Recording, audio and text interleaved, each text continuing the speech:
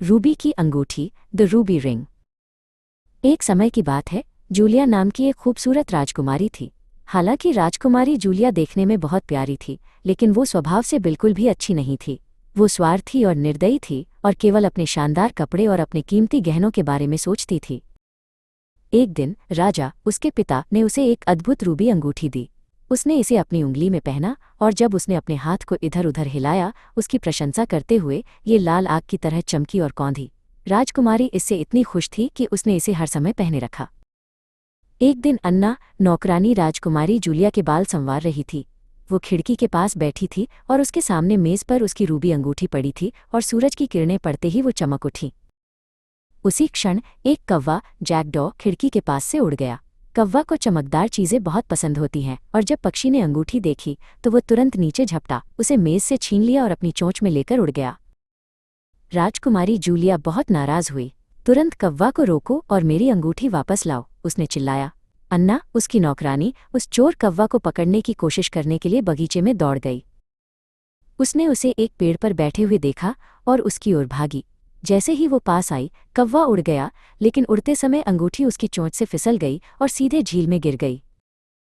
अरे बाप रे, मैं इसे राजकुमारी के लिए कभी वापस नहीं ला पाऊंगी और वो बहुत गुस्सा होगी, गरीब अन्ना ने आह भरी।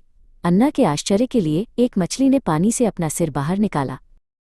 उसके मुंह में रूबी की अंगूठी थी। जब मछली बोली तो वो और भी हैरान रह गई। मछली ने कहा, अगर तुम मुझे रोज शाही केक का एक टुकड़ा लाने का वादा करोगी तो मैं तुम्हें अंगूठी वापस दे दूंगी। अन्ना ने तुरंत वादा किया और मछली ने उसे अंगूठी दे दी। उसने राजकुमारी जूलिया को अपने वादे के बारे में बताया, लेकिन राजकुमारी केवल हंसी। उसने पूछा, एक मूर्ख मछली से क्या फर्क पड़ता है? हमारे पास अंगूठी वापस आ गई है तो क्यों परेशान होना? हालांकि अन्ना अपना वादा निभाने के लिए दृढ़ थी और हर दिन वो शाही केक का एक टुकड़ा लेकर झील के पास जाती थी। केक का एक टुकड़ा प्राप्त करना हमेशा आसान नहीं था और एक दिन बिल्कुल भी केक नहीं था, क्योंकि राजकुमारी जूलिया बाहर थी। अन्ना शाही रसोई में ये देखने गई कि क्या उसे कहीं कोई केक मिल सकता है। प्रधान रसोइये ने उसे पकड़ लिया। प्रधान रसोइया बहुत गुस्सैल व्यक्ति था और उसने अन्ना को सीधे राजा के पास ले गया और उस पर शाही रसोई से चोरी करने का आरोप लगाया। राजा ने कहा, उसे तुरंत बर्खास्त कर दो, हम ऐसा नहीं होने दे सकते। अन्ना आखिरी बार झील के पास गई। उसने कहा, मुझे माफ करना मछली, मैं अब अपना वादा नहीं निभा सकती। मछली का सिर पानी की सतह के ऊपर दिखाई दिया। मछली ने जवाब दिया, मैं तुम्हें अपने वादे से मुक्त कर दूंगा अगर तुम मुझे राजकुमारी के बगीचे से एक लाल गुलाब ला कर दोगी। अन्ना राजकुमारी के गुलाब के बगीचे की ओर भागी। वहां गुलाब की झाड़ी थी, लेकिन उस पर केवल एक ही लाल गुलाब था। गुलाब की झाड़ी धूप घड़ी के पास उगी थी और धूप घड़ी के बगल की सीट पर राजकुमारी जूलिया बैठी थी। रूबी की अंगूठी उसके बगल में धूप घड़ी पर पड़ी थी। अन्ना राजकुमारी के पीछे से दबे पांव गई, हाथ बढ़ाया और धीरे से उसे एक लाल गुलाब को तोड़ लिया। टहनी वापस जोर से हटी और राजकुमारी जूलिया चौंक गई। गार्ड्स, उस लड़की को पकड़ो, उसने चिल्लाया। अन्ना लाल गुलाब लेकर भाग गई। वो दौड़कर झील के पास गई और गुलाब को पानी में फेंक दिया। गार्ड्स ने उसे पकड़ लिया और राजा के सामने ले गए। किसी को भी विश्वास नहीं हुआ कि अन्ना सच कह रही थी, इसलिए उसे एक काल कोठरी में डाल दिया गया जब तक कि राजा ने ये फैसला नहीं किया कि उसके साथ क्या किया जाए। खिड़की की सलाखों के माध्यम से एक कौवा उड़कर आया।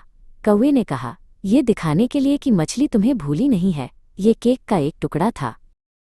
झील के शांत पानी से एक दूध जैसे सफेद घोड़े पर एक सुंदर राजकुमार सवार होकर आया। राजकुमार ने पूछा, अन्ना कहाँ है? राजकुमार ने मांग की, अन्ना को आज़ाद करो। उसने राजकुमारी जूलिया के कपड़े के स्कर्ट की ओर इशारा किया और सभी ने देखा कि अंगूठी उसके कपड़े के झालर में फंसी हुई थी।